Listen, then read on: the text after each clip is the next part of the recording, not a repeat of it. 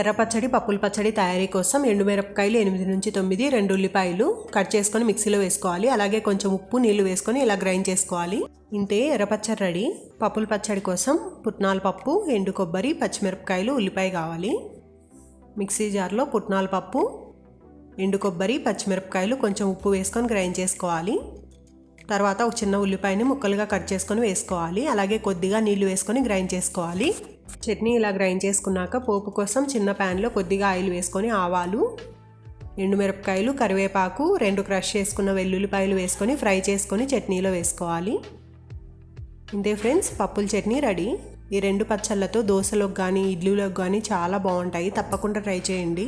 ఈ చట్నీలు తక్కువ టైంలోనే ప్రిపేర్ చేసుకోవచ్చు. ఇడ్లీ దోశల్లోకి చాలా బాగుంటాయి. మీరు కూడా తప్పకుండా ట్రై చేసి ఎలా ఉందో నాకు కామెంట్ చేయండి. Thanks for watching. మీకు ఈ వీడియో నచ్చితే లైక్ చేయండి, షేర్ చేయండి, నా ఛానల్ని సబ్స్క్రైబ్ చేయండి.